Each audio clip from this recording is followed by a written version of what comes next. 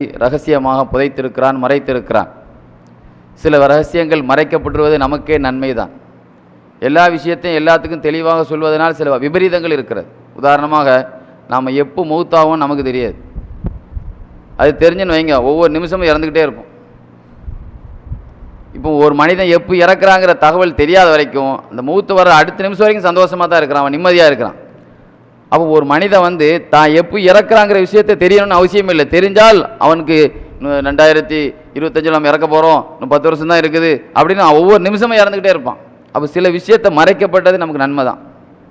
அது மாதிரி நாளைக்கு என்ன நடக்குங்கிற விஷயத்தை அல்லாஹ் நமக்கு தெரியப்படுத்தலை. ஏன்னா அது நமக்கு இன்பமாக இருந்தால் பரவாயில்லை, துன்பமாக இருந்தால் இன்றைக்கே அந்த துன்பம் ஆரம்பிச்சிடும். அப்போ சில விஷயங்கள் மறைக்கப்பட்டது நமக்கு நன்மை தான். அதே மாதிரி லைலத்துல் கத்ரை உங்களுக்கு காட்ட வந்தவங்க ரசூல் ஸல்லல்லாஹு அலைஹி வஸல்லம் வெளியே வந்தாங்க, சொல்ல வந்தாங்க, ஒரு சண்டையை பார்த்தாங்க, அவங்களுக்கு மறந்து போச்சு. அந்த சண்டையை சமாதானப்படுத்த நிகழ்ச்சியில் அல்லாஹ் மறக்கடிச்சிட்டான். சொன்னாங்க அல்லாஹ் செய்தது நன்மை தான், ஆனால் நான் சொல்ல வந்தேன் உங்கள் சண்டையை நான் சமரச பண்ண முயற்சியில் எனக்கு அது மறக்கடிக்கப்பட்டது, அல்லாஹ் செய்தது நன்மை தான். அப்படி அல்லாஹ் தஆலா அந்த இரவை மட்டுமே நமக்கு காட்டியிருந்தான்னு வைங்க, ரமலான் 30 நாள் தராவி எங்கேயுமே நடக்காது. லைலத்துல் கத்ர் மட்டும்தான் எல்லோரும் வருவாங்க பள்ளியாசலுக்கு.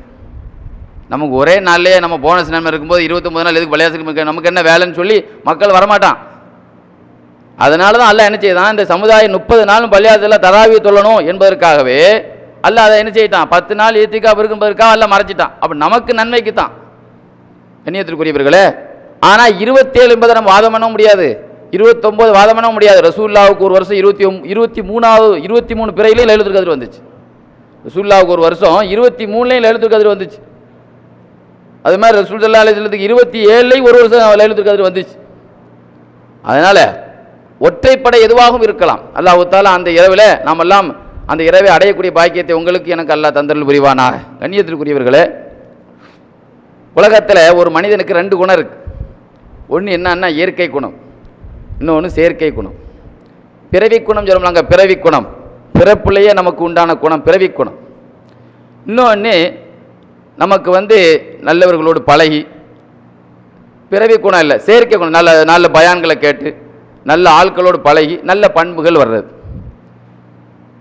செயற்கையானதுன்னு ஒன்று இருக்குது, இயற்கையானது ஒன்று இருக்குது. ரசூல் ஸல்லல்லாஹு அலைஹி சொன்னாங்க, ஒரு மலை ஒரு இடத்துல இருந்து இன்னொரு இடத்துல நகர்ந்ததுன்னு சொன்னால் ஸைத் இப்னு சாபித் ரலியல்லாஹு அன்ஹு பார்த்து சொன்னாங்க, ஸைத் இப்னு சாபித்தே, ஒரு மனிதனுடைய ஒரு மனிதன் ஒன்றை சொல்கிறான், இந்த இடத்துல உள்ள மலை இந்த இடத்துக்கு நகர்ந்துடுச்சுன்னு சொன்னால் அது கூட உண்மையாக இருக்கலாம், ஆனால் ஒரு மனிதனுடைய பிறவி குணம் மாறிடுச்சுன்னு சொன்னால் நம்பாதேன்னு சொன்னாங்க ரசூலா. பிறவி குணம் மாறவே செய்யாது. ஒரு மனிதனுடைய அசல் குணம் இருக்குது பாருங்கள், மாறவே மாறாது. அப்படி மாறிட்டுன்னு சொன்னால் நீ நம்பாத. மலை இடம் மாறிட்டுனாலும் நம்பு, ஆனால் மனிதனுடைய பிறவி குணம் மாறிட்டுனா நம்பாதுன்னு சொன்னாங்க ஸல்லல்லாஹு அலைஹி வஸல்லம். ஒவ்வொரு மனிதனுடைய பிறவி குணம் ஒரு மாறி இருக்கும்.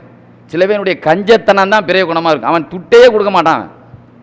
ரசூலுல்லாஹி ஸல்லல்லாஹு அலைஹி வஸல்லம் கஞ்சனுக்கு அழகாக உதாரணம் சொன்னாங்க. கஞ்சன் யாருன்னு சொன்னால் அவன் கை காலெலாம் இரும்பு கம்பியால் கெட்டுப்பட்ட மாதிரி, அவன் காசை கொடுக்க கையை தூக்குனாலும் அந்த இரும்பு கம்பி பிடிச்சி அவனை டைட் பண்ணும். ஆக பிறவிலேயே கஞ்சனான்ட்டு ₹1 கூட நம்ம கறக்கவே முடியாது. எவ்வளோ பயான் கேட்டாலும் கொடுக்கவே மாட்டான், அவனுக்கு இறக்க பரவ மாட்டான். ரசூலுல்லாஹ் ஒரு நாள் காபத்துல்லாஹ் தவாஃப் செஞ்சுட்டு இருந்தாங்க.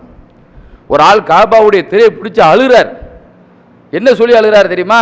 யா அல்லாஹ், காபத்துல்லாஹ்ல யாருமே விரக்தியில் துவா கேட்கக்கூடாது, ரொம்ப ஆசை வச்சு தான் கேட்கணும். விரக்தியில் கேட்கக்கூடாது, எங்கே நடக்க போகுதுங்க அப்படி விரக்தியில் அங்கே கேட்கக்கூடாது.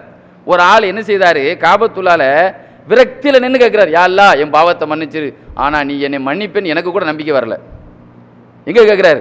காபாலன்னு சொல்கிறாரு, அல்லாஹ் மக்ஃபிர்லி ஒமா அதுன்னு அந்த தகஃபிர்லி, என் பாவத்தை மன்னிச்சிரு யா அல்லாஹ், ஆனால் என் பாவத்தை நீ மன்னிப்பா என்று நான் ஒருபொழுதும் நான் நம்பலை, ஏன்னா அவ்வளோ பெரிய பாவி நான் அப்படிங்கிறார். அப்போ ரசூலுல்லாஹி ஸல்லல்லாஹு அலைஹி வஸல்லம் இதை கவனிச்சுக்கிட்டு, இங்கே வாங்க, நீ என் பாவத்தை அல்லாஹ் மன்னிக்க மாட்டான், அவ்வளோ பெரிய பாவி நீ சொல்றியே, உன் பாவம் பெரிதா வானம் பெரிதான்னு கேட்டாங்க. வானத்தை விட என் பாவம் பெரிதுன்னு சொன்னார். உன் பாவம் பெரிதா மலைகள் பெரிதா, என் பாவத்தை விட மலைகளை விட என் பாவம் பெரிது, இப்படியே கேட்டுக்கிட்டே இருந்தாங்க. கடைசியில் உன் பாவம் பெரியதா அல்லாஹ் பெரியவனா? இல்லை இல்லை, அல்லாஹ் தான் பெரியவன், அல்லாஹ் விட என் பாவம் பெரியதெல்லாம் கிடையாது, ஆனால் என் பாவம் வானத்தை விட பெரியது, என் பாவம் பூமியை விட பெரியது, என் பாவம் என் மலைகளை விட பெரியது அப்படிலாம் சொன்னார். அப்படி என்னப்பா உன் பாவம்? அவர் சொன்னார், நான் வடிகட்டின கஞ்சனா. அவர் என்ன சொன்னார், கஞ்சனில் படுகஞ்சன் இருக்காங்கல்ல, சொல்லுவாங்களே எச்சி கையால் கூட காக்கா விரக்க விரட்ட மாட்டான், அதில் 2 பேருக்கு அவனுக்கு காக்காவுக்கு போயிரும்ல அப்படின்னு சொல்லி அது சொல்லுவாங்க, உதாரணம் சொல்லுவாங்க, எச்சி கையால் கூட காக்கா விரட்டாதவன் நான் ரொம்ப மோசமான கஞ்சன். எந்த அளவுக்குன்னா, ஒரு மிஸ்கின் ஏதாவது என்னை நோக்கி உதவி தேட வந்துட்டா ஒரு நெருப்பு வர்ற மாதிரி எனக்கு தெரியும். அப்படின்னா என்ன அர்த்தம்? ஓட ஆரம்பிப்பேன். நெருப்பு வர்றேன்னா நெருப்பு இல்லை, வர்றாம்பா ஓட வேண்டியதான்ப்பா, ஒருத்தன் வர்றான் நம்மள்ட்ட உதவி கேட்க வர்றான்னு சொல்லிட்டு என்ன செய்வேன், ஒரு ஒரு நெருப்பு நம்மளை தூக்கி ஒரு ஃபயர் ஏற்பட்டு போச்சுன்னா என்ன செய்வோம், ஓடலாம் செய்வோம். அப்போ ஒரு மிஸ்கின், ஒரு யாசகன் நம்மளை பார்த்து இவர்கிட்ட உதவி கேட்கலான்னு சொல்லி நம்மளை நோக்கி வந்தா, நம்மளை நோக்கி ஒரு என்னை பார்த்து ஒரு நெருப்பு வர்ற மாதிரி ஃபீலிங் பண்ணுவேன். அவனை விட்டு ஓடுறதுக்கு தான் பார்ப்பேன். ஒரு ரசூலுல்லாஹ் சொன்னாங்க, உன் கஞ்சத்தனம் என்ற நெருப்பினால் என்னை கரித்து விடாதே, உன் பழக்கம் என் பக்கத்தில் வந்துடாதப்பா. நீ என்ன அழுது துவா கேட்குற இந்த இடத்துல, இந்த ருக்குனை யமானி என்ற இடத்தில் 70,000 மலக்குமார்கள் ஆமீன் சொல்லக்கூடிய இந்த ருக்குனை யமானி என்ற இடத்துல இன்னும் நீ அழுது அழுது அழுது அழுது உன் கண்ணீர்னால் பூமி முழுவதும் ஆறா ஓடு. உன் கண்ணீரில் எத்தனை கொஞ்சம் தண்ணி, கொஞ்சம் பைப்பு தண்ணி மாதிரி இல்லை, உன் கண்ணீரினால ஆறே ஓடி அந்த தண்ணீரில் புற்பூண்டுகள் எல்லாம் முளைச்சா கூட அல்ல அவன் பாவத்தை மன்னிக்கவே மாட்டான் உன் கஞ்சத்தனத்தினால். என்ன அழுகிற நீ? கொஞ்சம் நஞ்சம் இல்லை, துவாவு மறுக்கப்படாத இடம். இதில் ஒரு சொட்டு 2 சொட்டு இல்லை, 6 போகிற அளவுக்கு அழுது அந்த தண்ணீரில் ஆயிரக்கணக்கான மரங்கள் வளர்ந்தாலும் அல்ல உன் பாவத்தை மன்னிக்க மாட்டான். உன்கிட்ட உள்ள அந்த பிறவித்தனமான கஞ்ச குணம் இருக்கு பார், இந்த குணம். இன்னைக்கு போய் பாருங்க, ஏழைக்கு ஒன்றும் கொடுக்க மாட்டான், வருஷம் வருஷம் ஹஜ்ஜிக்கு போயிடுவான் சில பேர். ஹஜ்ஜிக்கு போகிறது எது? ஒரு தடவை ரசூலுல்லாஹ் ஹஜ்ஜி செய்தாங்க. அதே சமயத்தில் அவன் குடும்பத்தில் எத்தனை ஏழை குமர் இருக்கும், அவங்களுக்கு ஏதாவது பண்ணால் ஒரு சேலை எடுத்து கையில் கொடுத்து கணக்கு முடிச்சிருவான். ஆனால் வருஷம் வருஷம் நான் உம்ராவுக்கு போகிறேன், ஹஜ்ஜிக்கு போகிறேன்பா. கண்ணியத்திற்குரியவர்களே, ரசூல் ஸல்லல்லாஹு அலைஹி வஸல்லம் அப்போ இதெல்லாம் என்னன்னு சொன்னால் ஊரில் பேர் வாங்குறது, அல்லாட்ட பேர் வாங்கணும்னு சொன்னால் ரசூலுல்லாஹ் சொன்னாங்க, அவுலியாக்களுடைய பிறவி குணத்தை பற்றி சொன்னாங்க. அந்த குணம் உங்கள்கிட்ட இருந்தால் நீங்களும் அவுலியா தான். நான் முதல்ல சொல்லுவேனே, நாம் நபியாக இருக்க வாய்ப்பு இல்லை, ஆனால் வலியாக இருக்க வாய்ப்பு இருக்குது. நமக்கே தெரியாமலே நம்ம அல்லாஹ்வுடைய நிறைய நேசராக இருப்போம். ரசூலுல்லாஹ் சொன்னாங்க, அவுலியாக்களுடைய பிறவி குணத்தை பற்றி சொன்னாங்க. மா ஜபல்லல்லாஹு வலியன் இல்லா அல சஹாய், உலகத்திலே எல்லா அவுலியாக்களையும் கொடைவள்ளல்களாக இருப்பார்கள், அது அவர்களுடைய பிறவி குணம் சொன்னாங்க ரசூலுல்லாஹ். எல்லா அவுலியாக்கள் எப்படி இருப்பாங்க? கொடை கொடுக்காங்க. ரசூலுல்லாஹ்ட்ட கேட்கப்பட்டுச்சு, சஹாபாக்கள் கேட்டாங்க, ஒரு மூமின் கஞ்சனா இருப்பாரா? இருப்பான். எல்லா மூமினும் வள்ளலா இருக்குன்னு அவசியம் இல்லை, சில மூமின் கஞ்சனா கூட இருக்கலாம் ரசூலுல்லாஹ் சொன்னாங்க. ஆனால் ஒரு வலியுல்லா கஞ்சனா இருக்க முடியாது. ரசூலுல்லாஹ் என்ன சொன்னாங்க? ஒரு மூமின் கஞ்சனா இருக்க வாய்ப்பு இருக்கு, ஒரு மூமின் என்ன செய்ய, ஒரு வலியுல்லா கஞ்சனா இருக்க வாய்ப்பு இல்லை. எல்லா வலிமார்களும் கொடுக்கும் கரம், நீளமான கை. இமாமுல்லா அபூ ஹனீஃபா ரஹ்மத்துல்லாஹி அலைஹி ஒரு பணக்கார இமாம்ங்க, ஒரு பெரிய பட்டி ஜவுளிகளை வச்சுருந்தாங்க. 300 அனாதை பிள்ளைகளை வச்சு ஒரு ஹாஸ்டலே நடத்திருந்தாங்க. சொந்தமாக வசூல் பண்ணி இல்லை, சொந்த காசில் 300 பிள்ளைகளுக்கு அனாதை இதே வச்சுருந்தாங்க. ஒரு நாள் ஒரு ஜவுளி கடையில், பட்டி ஜவுளி கடையில் ஒரு அம்மா தன்னுடைய மகளை கூப்பிட்டு கல்யாணத்துக்கு பட்டு எடுக்க வந்துச்சு. அப்போ கையில் 4,000 செக்ஷன் 4,000 2,000 2 தரவாரியாக இருக்குது. ஒரு 4,000 ரூபாய்க்குள்ளே பட்டை கையில் எடுத்து வச்சுட்டு பில்லு போட வந்திருக்கு. அப்போ அபூ ஹனீஃபா இமாம்கிட்ட அந்த பிள்ளை 2,000 தான் கையில் வச்சிருக்கு. அந்த அம்மா என்ன 2,000 ரூபா தான் கையில் வச்சிருக்குது, ஆனால் 4,000 ரூபாய்க்குள்ளே ஜாமான் கையில் எடுத்து வச்சிருக்கு. பில்லு போட வரும்போது அபூ ஹனீஃபா இமாம்கிட்ட கேட்குது, இது எவ்வளோன்னு. அப்போ சொன்னாங்க, இது 4,000 ரூபாமா ரேட்டுன்னு. எங்கிட்ட 2,000 ரூபா தான் இருக்குது, ஆனால் இந்த பட்டு எனக்கு என்னச்சிருக்கு, பிடிச்சிருக்கு, என் பிள்ளைக்கு கல்யாணத்துக்கு இது ரொம்ப பிடிச்சிருக்குன்னு. நம்ம ஒரு கடையில் போய் சொன்னோன்னு வைங்க, நம்மள மாதிரி ஒரு முஸ்லீம் கடை முதலாளிட்டு போய் சொன்ன வச்சுக்கோங்க, 4,000 ரூபாய் பட்டு எடுத்துகிட்டு 2,000 ரூபாய் கையில் வச்சுருந்தா, இந்த அம்மா கொண்டு வேறு இடத்துக்கு வேலை செக்ஷனில் கொண்டு காட்டு, அல்லது காசு இல்லாட்ட வெளியே போச்சுன்னு சொல்லுவான். அப்போ நீ என்ன சொன்னாங்களாம், உன்ட்டு எவ்வளோமா இருக்குது? 2,000 ரூபா தான் இருக்குது. அப்படியா? என் மகள் கல்யாணத்துக்கு இதான் பிடிச்சிருக்கு, என் மகள் கல்யாணத்துக்காக இருக்குன்னு சொன்னாங்களாம். 4 வெள்ளி தந்து எடுத்துகிட்டு போன்னு சொன்னாங்களாம். அந்த அம்மா 2,000 ரூபா வச்சுருக்குங்க, 4,000 ரூபா பட்டுக்கு 2,000 ரூபா தான் இருக்குது, 2,000 ரூபா இல்லை அப்படின்னு சொன்னோன்னே, நீ 2,000 தர 4 வெள்ளி தந்தா போதும். அந்த அம்மா வந்து கேலியாக பண்ணுறியான்னு கேட்டுச்சு. கேலிலாம் பண்ணலை, நான் சீரியஸாக தான் பேசுகிறேன்.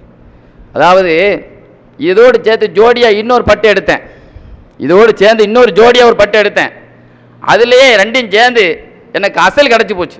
அசலுக்கு இன்னும் 4 வெள்ளி தான் பாக்கி இருக்குது. அதுலேயே நான் லாபத்தையும் அசலை பார்த்துட்டேன். இன்னும் 4 வெள்ளி தந்துச்சுன்னா என்ன கிடச்சிடும், எனக்கு அசல் வச்சு கிடச்சிரும், லாபத்தை நீ எடுத்துக்கோன்னு சொன்னாங்க. எவ்வளோ பெரிய குணம் பார்த்தீங்களா? இமாம் ஷாஃபி ரஹ்மத்துல்லாஹி அலைஹி ஒரு காலத்தில் யமன் நாட்டிலேருந்து மக்காவுக்கு வந்தாங்க. $20,000 கொண்டு வந்தாங்க.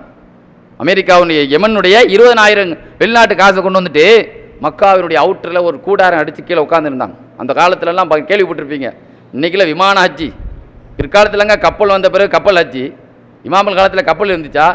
இமாமல் காலத்தில் என்ன இதை பிளேட்டாக இருந்துச்சு? எல்லாரும் கால்நடையாகத்தான் பல நாடுகளை சுற்றி நடந்து என்ன செய்தாங்க, எல்லோரும் போயிட்டு இருந்தாங்க. ஏழைகள் தான் போவாங்க, காசு இருக்காது, சாப்பாடு வழி இருக்காது. ஹாஜிகளுக்கு உதவி செய்வதற்காக வெளிநாட்டிலேருந்து கொண்டு வந்த 200 வெள்ளி ஊருடைய அவுட்டரில் கூடாரத்தில் தங்கியிருந்து ஒவ்வொரு ஹாஜிகளுக்காக அதை எடுத்து எடுத்து கொடுத்தாங்களாம். கடைசியில் அந்த துண்டை உதறிட்டு தான் அந்த இடத்த விட்டு காலி பண்ணி போனாங்களாம். ஆக வெளிநாட்டிலேருந்து வந்த இமாம் ஷாபி ரஹ்மத்துல்லாஹி அலைஹி அஸ்தாலி இமாம் சொல்லுவாங்க, ஒரு நாள் ஷாபி இமாம் வாகனத்தில் போகும்போது ஷார்ட்டை கீழே விழுந்துருச்சு. எடுத்து ஒரு ஆள் கொடுத்தார். நம்ம என்ன சொல்லுவோம்? தேங்க்ஸ்ன்னு சொல்லுவோம். இங்கிலீஷ்காரன் சொல்லி கொஞ்சம் தேங்க்ஸ் தான். அது கூட ஜசாக்கல்லாம் சொல்ல மாட்டான் நம்ம ஆள். ஜசாக்கல்லா, அல்லாஹ் உனக்கு நற்கூலியை தருவான் அப்படி சொல்லணுங்க. அப்போ என்ன செய்தாங்கன்னா 50 வெள்ளி கொடுத்தாங்களாம். எதுக்கு? கீழே எடுத்து கொடுத்தா பாருங்க சாட்டையை. அந்த அளவுக்கு விசாலமான ஆளுக்கு அல்லாஹ் ஒரு இடத்துல சொல்லுவான், இன் துக்ரிதுல்லா கர்தன் ஹசனா ஃபயுலாயிஃபு அதாபனுங்க. அல்லாஹ்வுக்கு நீ கடன் கொடுத்தா அல்லாஹ் அதை அழகிய முறையில் திருப்பி தருவான், பல மடங்காக திருப்பி தருவான். வல்லாஹு ஷக்கூருன் ஹலீம், அல்லாஹ் நன்றி உள்ளவன், நல்ல குணம் உள்ளவங்கிறான். அல்லாஹ் எப்படி சொல்றான்? அல்லாஹ்வுக்கு நீ கடன் கொடுத்தா, கடன் எவங்க வாங்குவான்? கஷ்டப்பட்டவன் வாங்குவான், ஏழை வாங்குவான். அல்லாஹ் கஷ்டப்பட்டவனா? அல்லாஹ் ஏழையா? அல்லாஹ்வுக்கு யாரு கடன் கொடுக்க? அல்லாஹ் யாருக்கு கடன் கொடுக்க சொல்றான்னா அல்லாஹ்வுக்கு இல்லை. அல்லாஹ்வை பற்றி சொல்லும்போது அல்லாஹ் சொல்லுவான், யா யுகன் நாஸ் அன்துமுல் ஃபுக்ரா, நீ தான்பா ஏழை, வல்லாஹுல் கனியுல் ஹமீத், அல்லாஹ் பணக்காரங்கிறான். அல்லாஹ் என்ன சொல்லுவான்? குல் ஹு அல்லாஹு அஹத் அல்லாஹு ஸமத்.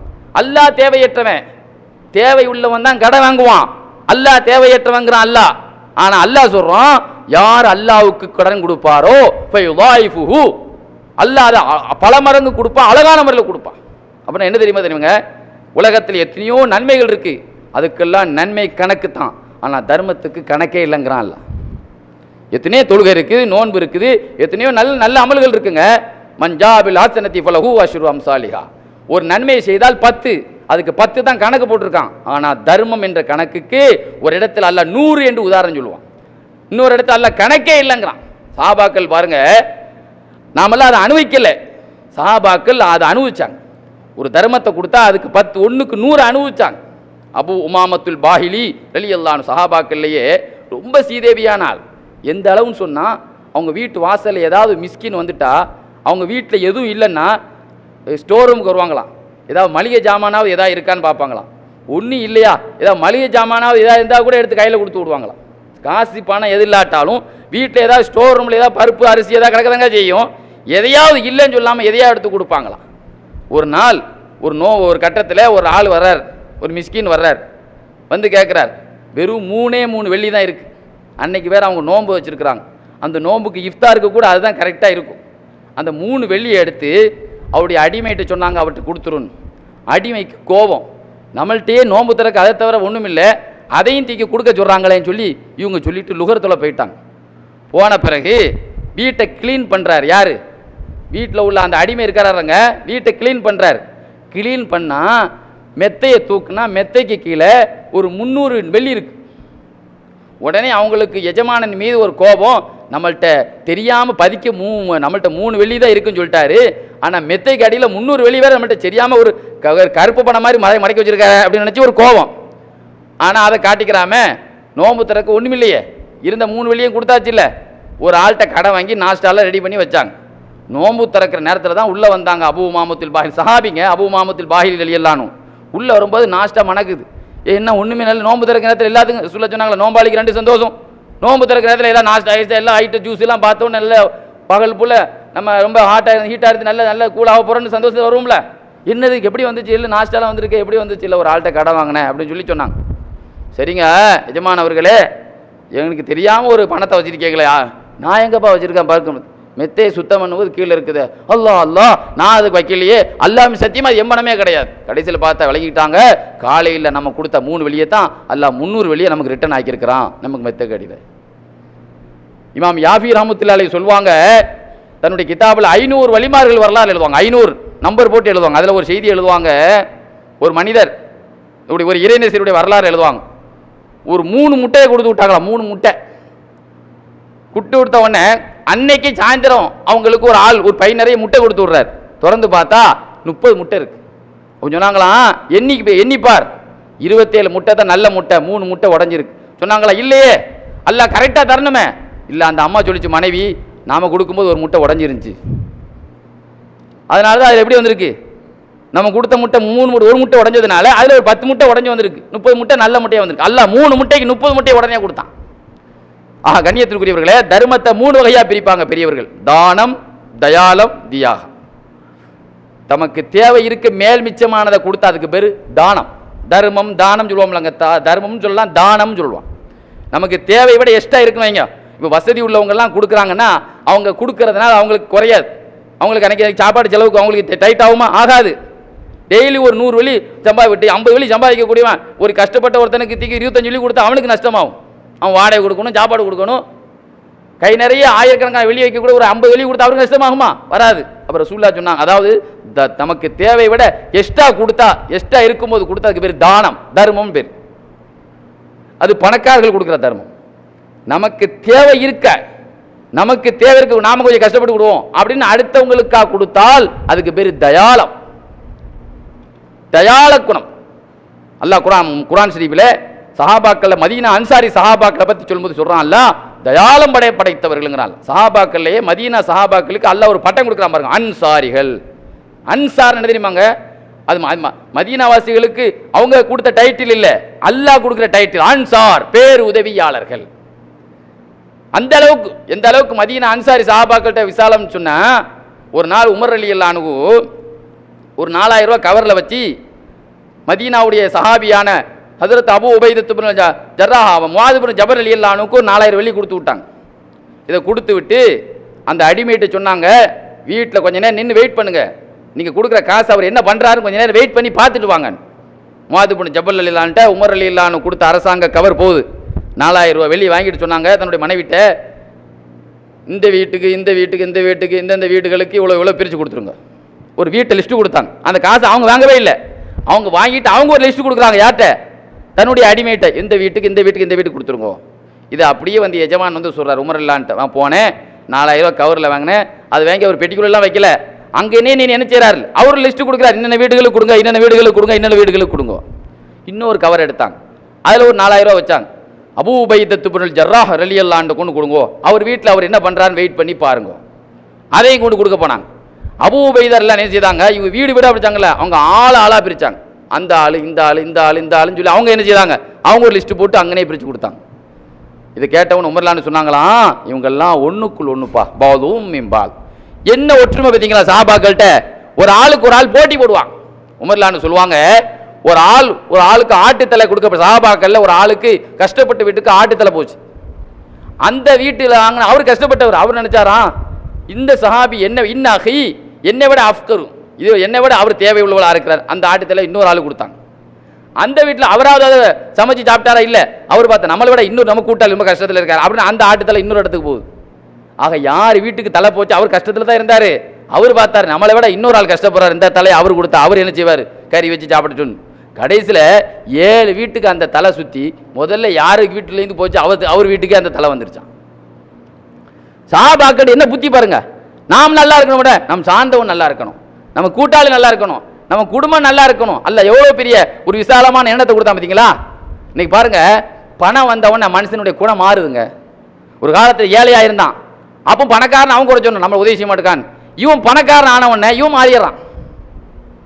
கண்ணியத்திற்குரியவர்களே, இந்த குணம் யார்கிட்ட இருந்துச்சுன்னா முனாஃபிக்கின்ற தான் இருந்துச்சு. பணம் வந்துட்டா ஒரு குணம் வருது, ஏழையாக இருந்த ஒரு குணம். சஹாபாக்கிட்ட ஒரே குணம் தான், பிறவி குணம்.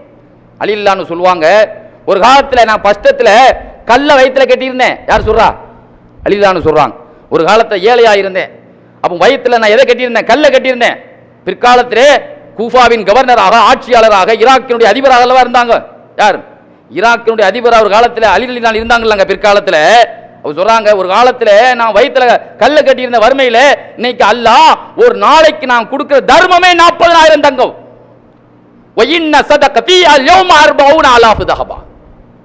நாம் கொடுக்குறோமா? ஒரு காலத்தில் வயிற்றுல கல்ல கட்டியிருந்த ஏழைனா இன்னைக்கு அல்லாஹ் என்னை கோடீஸ்வரன் ஆக்கி ஒரு நாட்டின் கவர்னர் அதிபர் ஆக்கிட்டான். ஒரு நாளைக்கு நான் கொடுக்கும் தர்ம கணக்கே $40,000 தங்கங்கிற சொல்றாங்க. யார் சொல்றா? அலி ரலியல்லாஹு சொல்றாங்க. இதாங்க சஹாபாக்கள். பணம் வந்தாலும் சரி அவங்களுடைய குணம் மாறுவதில்லை. நான் அதான் சொன்னேன், அதாவது தனக்கு தேவை இருக்க கொடுத்தா அதுக்கு பேர் ரசூலுல்லாஹ் சொன்னா அஃதலு ஸதகா ஜுஹ்தில் முக்கல். தர்மத்திலே சிறந்த தர்மம் ஒரு ஏழை கொடுக்கிற தர்மம், ஒரு கஷ்டப்பட்டவர் கொடுக்கிற தர்மம்.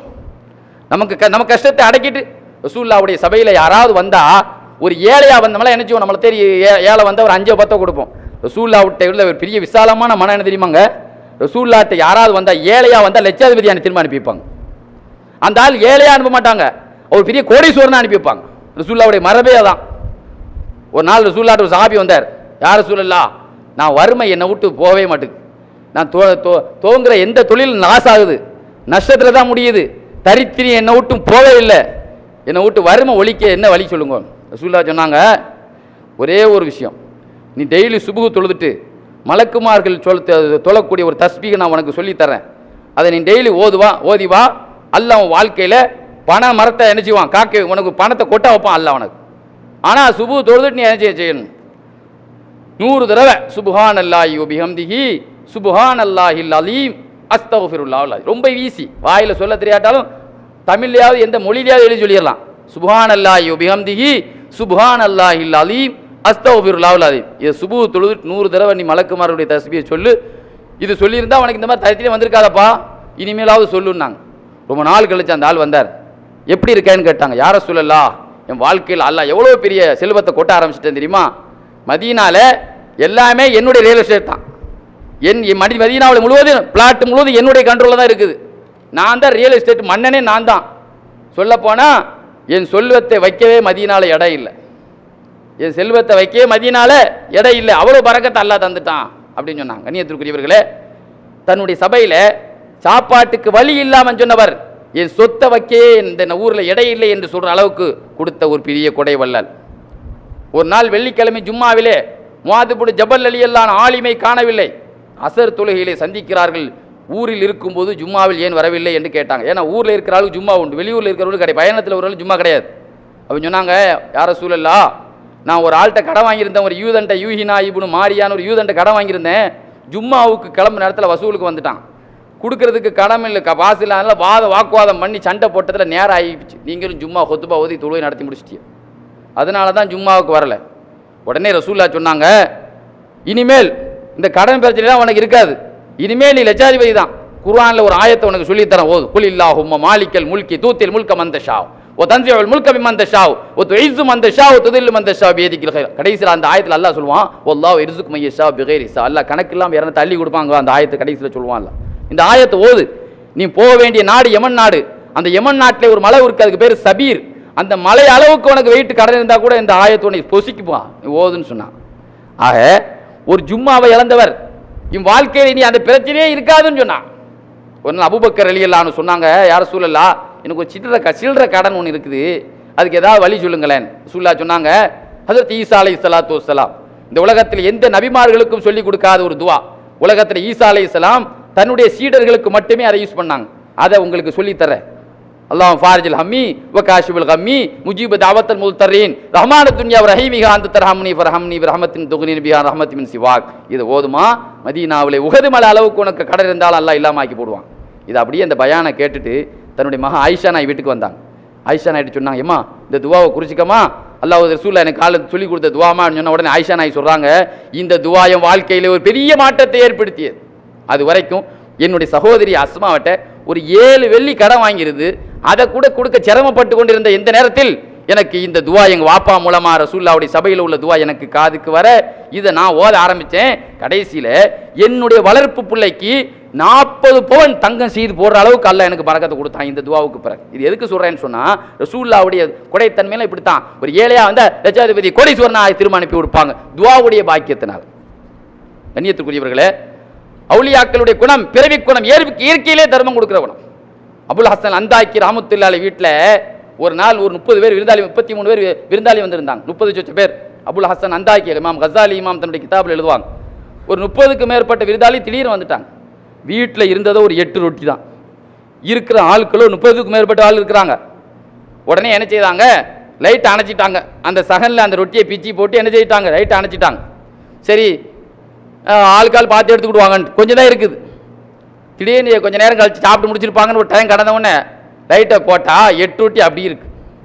எல்லாரும் என்ன நினைக்கிறாங்க, ரொட்டி கொஞ்சம் தானே இருக்குது, நம்ம சாப்பிட வேண்டாம், அவர் சாப்பிட்றதுன்னு ஒவ்வொரு ஆளும் யாருமே சாப்பிடலை. ஒவ்வொரு ஆளும் என்ன நினச்சிருக்கிறாங்க, ரொட்டி 8 ரொட்டி இருக்கிறது 30 பேர், நாம சாப்பிட்டா அடுத்தவங்களுக்கு கிடைக்காது, அதனால நாம சாப்பிடாம இருந்துருவோம் அப்படின்னு இருக்காங்க. இப்படியே ஒவ்வொரு ஆளையும் இருந்திருக்காங்க. யாருமே சாப்பிடல, ரொட்டி அப்படி இருக்கு. நம்ம என்ன செய்வோம்? 8 புரோட்டா இருக்குது, 30 பேருக்கு உட்காந்துங்களேன், நம்ம 2 போட்டா தூக்கத்தை இருட்டில் அள்ளிட வேண்டி தான். எவனும் பார்க்கறதுக்கு முந்தி நம்ம 4 போட்டா புரோட்டா எடுத்துட வேண்டி தான் நினைப்போம். அடுத்தவன் தின்னா என்ன, அவன் பட்டியில் அவன் இறந்தா என்ன, நமக்கு என்ன அப்படி நினைப்போம். 33 பேர்களுக்கு என்ன குணம் பார்த்தீங்களா? நாம பட்டினி கிடப்போம், நமக்கு முன்னாடி யாரா ஒரு ஆள் சாப்பிடட்டும் அப்படின்ட்டு ஒரு ஆள் பாய்க்கு விடாம எல்லாரும் நினைக்க போய் தான் ரொட்டி ரொட்டி அப்படியே இருக்கு. கண்ணியத்திற்குரியவர்களே, ஹஜரத் இப்னு அப்பாஸ் ரலியல்லாஹு அன்ஹு ரசூலுல்லாஹ்வுடைய குடும்பம் இருக்கே, ரசூலுல்லாஹ்வுடைய குடும்பத்தில் ரசூலுல்லாஹ்வுடைய குணம் இருக்கும். ரசூலுல்லாஹ்வுடைய குணம் இருக்க அந்த ரத்தத்தில் வந்தது தானங்க. ரசூலுல்லாஹ்வுடைய குணம் அப்படியே இருக்கும். ரசூலுல்லாஹி ஸல்லல்லாஹு அலைஹி வஸல்லம் குடும்பத்தில் வந்தவர் தான் இப்னு அப்பாஸ் ரலியல்லாஹு அன்ஹு. தப்சீரின் தந்தையின் பேர் அவங்களுக்கு. அவங்கள்ட்ட ஒரு ஆள் வந்து சொன்னாரு, இப்னு அப்பாஸ் அவர்களே, எனக்கு நேற்று நைட்டு ஒரு குழந்தை பிறந்திருக்கு. பெத்த தாய் உடனே அந்த இறந்து போயிருச்சு. அந்த அம்மா பேர்கால தீட்டிலே அந்த அம்மா இறந்து போயிருச்சு. பிள்ளை பெத்து வந்துடுச்சு. ஏன்னா இந்த என் பிள்ளைக்கு உங்க பேர் வச்சிருக்கேன், அப்துல்லா இப்னு அப்பாஸ். நீங்க ஏன்னா ரசூலுல்லாஹ்வுடைய துஆ பெற்றால் உங்க பரக்கத்து கிடைக்கும் என்பதற்காக உங்க பேரை நான் அந்த பிள்ளைக்கு வச்சிருக்கிறேன். இந்த பிள்ளையினுடைய தாய் நேற்று நைட் இறந்துருச்சு. உடனே சொன்னாங்களா, அல்லாஹ் உனக்கு அழகான ஆம்பளை பிள்ளை தந்திருக்கிறான், அல்லாஹ் அதுக்கு நீ அல்லாஹ்வுக்கு உனக்கு நன்றி செய், நீ நன்றி செய். ரெண்டாவது நேற்று உன் புள்ள மனைவி இறந்ததுக்காக வேண்டி அல்லாஹ் உனக்கு பொறுமையை தரட்டும், அல்லாஹ் பொறுமையை தரட்டும் அப்படின்னு சொல்லிட்டு இந்த பிள்ளைக்கு பால் கொடுக்க தாய் இல்லை அப்படின்னு சொல்லி ஒரு அடிமையை கூப்பிட்டு இந்த பிள்ளைய இந்த பொம்பளைகிட்ட கொண்டு பால் கொடுக்க ஏற்பாடு பண்ணு அப்படின்னு சொல்லிட்டு 11 கிலோ தங்கம் கொடுத்தாங்களாம். இந்த பிள்ளையினுடைய வளர்ப்பு செலவுக்காக வச்சுக்க. ஏன்னா எத்தியமான பிள்ளை தாய் இறந்துருச்சுலாங்க சொல்லிட்டு சொன்னாங்களாம். 11 கிலோ தங்கத்தை கொடுத்து சொன்னாங்களாம், நான் ரொம்ப டைட்டாக இருக்க நேரத்தில் வந்திருக்கீங்க, செழிப்பாக இருக்கும்போது தான் இதோட பெருசாக செய்கிறேன். 10 ரூபா கொடுக்கல, 10 கிலோ தங்கத்தை கையில் கொடுத்து. அப்போ சொன்னார் அந்த ஆளு, அரபு நாட்டில் ஒரு பெரிய பணக்கார ஒருத்தர் இருந்தான், ஆத்தமுத்தைன்னு ஒருத்தர் இருந்தான் ரசூலுல்லாஹ் காலத்துக்கு முன்னால. அவன்லாம் என்ன பணக்காரன், அவன் பிறக்கிறதுக்கு ஒரு நாளைக்கு முந்தி நீங்க பிறந்திருந்தால் இந்த சரித்திரம் உங்கள் பேரைத்தான் சொல்லும். ஆத்தமுத்தை என்ன கொடைவல்ல, அவன் பிறக்கிறதுக்கு ஒரு நாளைக்கு முந்தி இப்னு அப்பாஸ் அவர்களை நீங்கள் பிறந்திருந்தால் உங்க பேரைத்தான் இந்த உலகம் அரபி இலக்கியத்திலே பேசும். எவ்வளவு பெரிய மனசு பார்த்தீங்களா? அல்லாஹ் இந்த சிங்கப்பூர் அப்துல் கபூர் மஸ்ஜிதில் கூட அந்த இப்னு அப்பாஸ் அவனுடைய தர்மத்தை பேச வச்சானே, ஏன்? அந்த அளவுக்கு உளப்பூர்வமாக கொடுக்கப்பட்டது. ஒரு தடவை அப்துல்லாஹ் இப்னு முபாரக் ரலியல்லாஹு அன்ஹு இமாமுல் ஆலம் அபூ ஹனீஃபா இமாமுடைய மாணவர் ஹஜ்ஜுக்கு போயிருந்தாங்க. ஹரம் ஷரீஃபில் தூங்கிட்டு இருந்தாங்க. ஒரு கனவு கண்டாங்க. அந்த கனவுல 2 மலக்குமார்கள் பேசிக்கிறாங்க. என்ன பேசிக்கிறாங்க? ஒரு மலக்கு இன்னொரு மலக்கிட்ட கேட்கிறாரு, இந்த வருஷம் எத்தனை லட்சம் பேர் ஹஜ்ஜுக்கு வந்திருக்காங்க? இப்போலாம் 30 லட்சம் பேர் ஹஜ்ஜுக்கு போகிறாங்க. இப்போலாம் அந்த காலத்தில் ரொம்ப கம்மி தானே, 6 லட்சம் பேர் ஹஜ்ஜுக்கு வந்திருக்காங்க. மலக்குமார்கள் கனவுல பேசிக்கிறாங்க. இவங்க கனவுல ஹரம் ஷரீஃபில் தூங்கும்போது இந்த கனவு பார்க்குறாங்க. யாரு? அப்துல்லாஹ் முபாரக் ரலியல்லாஹு அன்ஹு. அப்போ இன்னொரு மலக்கு சொல்றாரு, இந்த 6 லட்சம் பேர்ல எத்தனை பேர் ஹஜ்ஜு ஒப்புக்கொள்ளப்பட்டிருக்கு? வெறும் ஒரு ஆளுடைய ஹஜ்ஜு தான், அவரும் ஹஜ்ஜுக்கு வரல. 6 லட்சம் பேர் ஹஜ்ஜு, யார் ஹஜ்ஜு ஒப்புக்கொள்ளல அல்ல, அதில் ஒரு ஆள் ஹஜ்ஜு ஏற்றுக்கிறான், ஆனால் அவரும் வரல. அவர் வந்து எங்கே உள்ள ஆள்? அவர் வந்து யமன்ல உள்ள ஆள், திமிஷ்க் நகர, சிரியாவினுடைய தலைநகர் திமிஷ்க் நகரத்தில் உள்ள ஆள். அவர் பேர் முவஃபிக், செருப்பு பாலிஷ் பண்ணக்கூடியவர் அவர். ஆனால் வரல. அவர் ஹஜ்ஜு அல்லாஹ் ஒப்புக்கொண்டான். வந்த 6 லட்சம் பேர் ஹஜ்ஜையும் ஒப்புக்கொள்ளல. அவர் பறக்கத்தினால நல்லவருக்கு பேய்மலை எல்லோருக்கும் சொன்ன மாதிரி அவர் பறக்கத்தினால எல்லாரையும் அல்லாஹ் ஏற்றுக்கிட்டான். ஆனால் அவர் வரல. உடனே அந்த அட்ரஸை குறிச்சிக்கிட்டு திமிஷ்க் நகரத்துக்கு போனேன். அவர் வீடை தேடி பிடிச்சி முவஃபிக் அவர் வீட்டுக்கு போனேன். அவர் செருப்பு பாலிஷ் பண்ணக்கூடியவர் எங்கே விளங்கி வச்சு அட்ரஸ் கண்டுபிடிச்சி வீட்டு வாசலில் போனால் அவர் வெளியே வந்தார். என்னங்க நீங்கள் என்னங்க நல்ல அமல் செய்கிறீங்க? ஒன்றும் செய்யலைங்க, ஹஜ்ஜுக்கு போக ஆசைப்பட்டேன். நான் செருப்புக்கு வார் போடுறவன், பாலிஷ் பண்ணுறவன், ஒரு வெள்ளியாக சேர்த்து வச்சு 300 வெள்ளி சேர்த்து வச்சுருந்தேன். ஹஜ்ஜுக்கு போகணும் நியத்து வச்சுருந்தேன். இந்த வருஷம் ஒரு நாள் நான் வெளியே வரும்பொழுது பக்கத்து வீட்டில் இருந்து நல்ல பொரிச்ச கறி மனம் வந்துச்சு. அப்போ என் மனைவியை பக்கத்து வீட்டில் இருந்தால் வாங்கிட்டு வாங்கன்னு சொல்லி அனுப்பிச்சு. இங்கேருந்து உள்ளே போனால் அந்த வீட்டில் ஒரு அம்மா சொல்லிச்சு, நாங்கள் அனாதை ஹாஸ்டல் வச்சுருக்கோம், எங்கள் வீட்டில் ரொம்ப கஷ்டம் இருக்குது, கொடுக்கவே எத்தீம்களுக்கு ஒன்றும் கிடைக்கல, வெளியே வந்து ஏதாவது இறந்த மையத்தாவது செத்த ஆடாவது கிடைச்சா எடுக்கலான்னு வந்தால் ஒரு கழுதை செத்து கிடந்துச்சு. அந்த கழுதை கறியை எடுத்துக்கொண்டு போய் எங்களுடைய அனாதை பிள்ளைகளுக்கு பொறிச்சு கொடுத்துட்ருக்கேன். இது எங்களுக்கு கூடும், ஏன்னா உயிர் போகிற நிலையில் நாங்கள் இருக்கோம். ஆனால் உங்களுக்கு இது கூடாது. இந்த கறி என்ன கறி இல்லை, ஹலாலான கறி கிடையாது, இறந்த கழுதை கறி. ஆனால் நாங்கள் உயிர் அல்லாஹ் சொல்கிறான்லங்க, உயிர் போகிற நேரத்தில் நம்ம உயிரை காப்பாற்றுறதுக்காக ஒன்றும் இல்லை, எதாவது சாப்பிட்லாம், ஒரு இறந்த இதை கூட சாப்பிட்லாம், அது பிரச்சனை கிடையாது. ஆனால் உங்களுக்கு ஹலால் இல்லைன்னு உடனே நாம் அடுத்த வீட்டுக்காரன் இவ்வளோ கஷ்டத்தில் எத்தீம்கள் இருக்கும்போது நமக்கு ஹஜ்ஜு ஒரு முக்கியமாக? அப்படியே 300 வெள்ளியை கையில் கொடுத்து இதை வச்சு நீங்கள் சாப்பிடுங்க அப்படின்னு கொடுத்தேன். நீங்கள் கொடுத்த இந்த காரணத்தினால் நீங்கள் ஹஜ்ஜுக்கு போகாமலே உங்கள் ஹஜ்ஜு அல்லாஹ்ட்ட ஒப்புக்கொள்ளப்பட்டு விட்டது. உங்கள் பரக்கத்தினால 6 லட்சம் பேருக்கு அந்த லக்கியை அடிச்சிருச்சுன்னு சொன்னாங்களாம். கண்ணியத்திற்குரியவர்களே, ஆக நாம் செய்யக்கூடிய நன்மை நமக்கு மட்டும் இல்லைங்க. அல்லாமா ஷோபா ரஹ்மத்துல்லாஹி அலைஹி ஒரு ஆள் வந்து உதவி கேட்க வந்தார். எங்கள்ட காசு இல்லைப்பா, வேணா இந்த சீட்டை எடுத்துகிட்டு போய் இந்த தன்னுடைய வீட்டினுடைய ஒரு சீட்டை கலத்தி எடுத்து இதை போய் விற்றுக்கோன்னு சொன்னாங்களாம். நம்ம சொல்லுவோமா? இதே மாதிரி அப்பாஸ் இப்னு தஹ்கான் சொல்லுவாங்க, பிஸ்ரில் மிரீசி ஒரு இறைநேசர் இருந்தாங்க, அவங்க சக்கராத்தால் இருக்கும்போது ஒரு ஆள் உதவிக்கு தந்தார். என் சட்டையை கலத்தி எடுத்துக்கப்பா, யாராவது ஒரு ஆள்கிட்ட இரவல் சட்டை வாங்கி தான் போட்டுக்கிட்டாங்களாம். ரூமுக்கு போகிற நேரத்தில் கூட என்னுடைய சட்டையை கலத்தி எடுத்துக்க வேற எதுவுமே இல்லை, வேற என்ன செய்துக்கோ, வேற ஆள்கிட்ட இரவல் சட்டை வாங்கி மேலே போட்டுக்கிட்டு அப்படியே அவங்க ரூபு பிரிஞ்சுதான். எவ்வளோ பெரிய பாக்கியம் பாருங்க. கண்ணியத்திற்குரிய ஹபீபுல் அஜமி சொல்வார்கள், நாம் இன்னைக்கு அல்லாஹ் ஒரு தர்மம் கொடுக்குறேன்னு அது ஒரு பெரிய பாக்கியங்க. எத்தனையோ பேரை கஞ்சன் ஆக்கியிருக்கான் அல்லாஹ், நம்மளை எல்லாம் கொடுக்குற கையை ஆக்கிறான். இது பெரிய பாக்கியம் இல்லையா? இது அவுலியாக்களுடைய பிறவி குணம் இல்லையா? அவுலியாக்களுடைய பிறவி குணம் கொடுக்கிற குணம். அந்த கொடுக்கிற குணத்தை அல்லாஹ் நமக்கு தந்தா அவுலியாக்களுடைய குணம் மட்டும் இருக்குன்னு அர்த்தம். ஹபீபுல் அஜமி சொல்லுவாங்க, ஒரு நாள் 10,000 ரூபா தர்மம் கொடுத்தாங்க. கொடுத்துட்டு சொன்னாங்க, யா அல்லாஹ் 10,000 ரூபா நான் கொடுத்துருக்கிறேன், ஆனா எத்தனை பேர் கஞ்சனா இருக்கான், நீ கொடுக்கறதுக்கு எனக்கு பாக்கியம் கொடுத்து அதுக்கே ஒரு நன்றி, அந்த நன்றிக்கு இன்னொரு 10,000 கொடுக்குறேன், சரி இந்த நன்றிக்கு இன்னொரு 10,000 கொடுக்குறேன் அப்படின்னு மொத்தம் 40,000 கொடுத்தாங்களாம். யாரு? ஹபீபுல் அஜமி ரஹமத்துல்லாஹி அலைஹி. ஏன்னா கொடுக்கக்கூடிய இந்த பாக்கியத்தை கூட அல்லாஹ் நமக்கு கொடுத்தது பெரிய விஷயம். இமாம் பாருங்க, அப்போ இமாம் இப்ராஹிம் அலைஹிஸ்ஸலாம் வீடு கட்டும் போது 4 வாசல் வச்சு கட்டினாங்களாம். ஏன்னா மிஸ்கின் எந்த வழியா நம்ம வீட்டுக்குள்ள வரணும், ஒரு வழி அடைச்சிருந்தால் இன்னொரு வழி மூலமா என்ன செய்யணும் வரணும் என்பதற்காக வீட்டை சுற்றி எத்தனை வாசல் வச்சிருந்தாங்களா இப்ராஹிம் அலைஹிஸ்ஸலாம்? எத்தனை வாசல்? 4 வாசல் வச்சு கட்டியிருந்தாங்க. அந்த அளவுக்கு இன்னைக்கு பாருங்க, நம்ம ஆட்கள் எல்லா வாசலையும் பூட்டியிருப்பான், எவனும் உள்ள வந்துடக்கூடாது, மிஸ்கின் எந்த வாயிலே உள்ள வந்துடக்கூடாது, எல்லா மெயின் கேட்லாம் பூட்டு அப்படின்றான். இங்கேயே பார்த்துருவான் எவன் வந்திருக்கான். இப்ராஹிம் அலைஹிஸ் ஒரு நாள் ஹிதர் அலைஹிஸ்ஸலாம் ரோட்ல போயிட்டு இருக்கும்போது ஒரு ஆள் மிஸ்கின் பிடிச்சி அல்லாஹ்வுக்கா ஏதாவது தாங்கன்னா, முதல்ல அல்லாஹ்வுக்கா கேட்கல, ஏதாவது தாங்க, என்கிட்ட ஒண்ணுமே இல்லை. ஹிதர் அலைஹிஸ் என்ன இருக்கும், ஒண்ணுமே இருக்காதுல்ல, வழி உள்ளாக்கல ஒண்ணுமே இல்லைன்னா, இல்லை நீங்க ஏதாவது உங்க கையில் வாங்கினா பறக்கத்து இருக்குண்ணா. ஏப்பா நீ என்ன சொன்னா என்கிட்ட எதுவும் இல்லை, உங்க முகம் பார்த்தா கொடை கொடுக்குற முகமா இருக்கு, நீ என்ன சொன்னாலும் என்கிட்ட எதுவும் இல்லப்பா, அல்லாஹ்வுக்கா தாங்கோ அப்படின்னாங்க. அல்லாஹ்வை சொல்லி என்கிட்ட கேட்டா, ஆனால் என்கிட்ட எதுவும் இல்லை, என்னை பஜாரில் கொண்டு வித்து நான் அவன்கிட்ட அடிமையா இருக்கேன். அதான் சொன்னேன், தியாகம் 3 இருக்குங்க. எஸ்டா இருந்தா கொடுத்தாக்கு பேர் தானம், தேவை இருக்க கொடுத்தாக்கு பேர் தயாளம், தன்னையே கொடுத்தா தியாகம். இந்த தியாகம் இப்ராஹிம் அலைஹிஸ்ஸலாம் ஹிதர் அலைஹிஸ்ஸலாம் என்ன சொன்னாங்க, என்கிட்ட கொடுக்க காசு இல்லை, அல்லாஹ்வுக்கா கேட்டேன். ரசூலுல்லாஹ் சொன்னாங்க, அவங்க சொன்னாங்க அல்லாஹ்வுக்கா ஒருத்தன் கேட்டு கொடுக்கலன்னா அல்லாஹ்வை மூஞ்சில முழிக்கும் போது எலும்பு கூட முழிப்பான், நாளைக்கு மறுமையில் முழிப்பான். நீ அல்லாஹ்வுக்கா தான் கேட்ட, அல்லாஹ் பேரை யூஸ் பண்ணிட்ட, கொடுக்க ஒண்ணும் இல்லை, என்னை பஜார்ல வித்துக்கப்பான்னு சொன்னவன் அந்த மிஸ்கின் சொன்னான, இதெல்லாம் உங்களுக்கு ஒன்றும் பிரச்சனை இல்லையே. உடனே பஜார்ல போய் 400 வெள்ளிக்கு வித்துட்டாங்க. அந்த ஆளு ஹிதர் அலைஹிஸ்ஸலாம் அந்த வீட்டில் அடிமையா இருந்தாங்களாம். பின்னால் அந்த ஆள் பெரிய ஓனர், ஒரு பெரிய வழி இல்லாதவன் அவர் விட்டுட்டான்னு வைங்களேன். இந்த அளவுக்கு அவுலியாக்கள் தன்னையும் கொடுத்தார்கள், எக்ஸ்ட்ரா உள்ளதையும் கொடுத்தார்கள், தியாகத்தையும் குறிச்சிதான். அல்லாஹ் சுப்ஹானஹு வ தஆலா நமக்கு தானம் செய்யக்கூடியவங்க தானம் செய்யணும், தயாளம் உள்ளவங்க தயாளம் செய்யணும், தியாகம் செய்யக்கூடியவங்க தியாகம் செய்யக்கூடிய மனப்பான்மை அல்லாஹ் எனக்கும் உங்களுக்கும் தந்தல் புரிவானாக. அதனால கணக்கு பார்த்து பித்ரா கொடுத்தாலும் சரி, நீங்க ஜக்காத்து கொடுத்தாலும் சரி, கணக்கு பார்த்து கொடுக்காதீங்க, அல்லாஹ் நமக்கு கணக்கு பார்த்து தந்துருவான். கணக்கு இல்லாம கொடுங்க, ஒரு 5000 கொடுக்கணுமா 10,000 கொடுங்க, 10,000 கணக்கு வர 20,000 கொடுங்க, அல்லாஹ் உங்களுக்கு 20 லட்சமா அல்லாஹ் உங்களுக்கு தருவான் என்ற நம்பிக்கையில் கொடுங்கள். அல்லாஹ் சுப்ஹானஹு வ தஆலா எனக்கும் உங்களுக்கும் இந்த மாதிரி அவுலியாக்களுடைய அந்த விசாலமான குணத்தை உங்களுக்கு நமக்கு தந்தல் புரிவானாக. வாஹிர் தாவானா அல்ஹம்துலில்லாஹி ரப்பில் ஆலமீன். அஸ்ஸலாமு அலைக்கும் வரஹ்மத்துல்லாஹி வபரகாத்துஹு.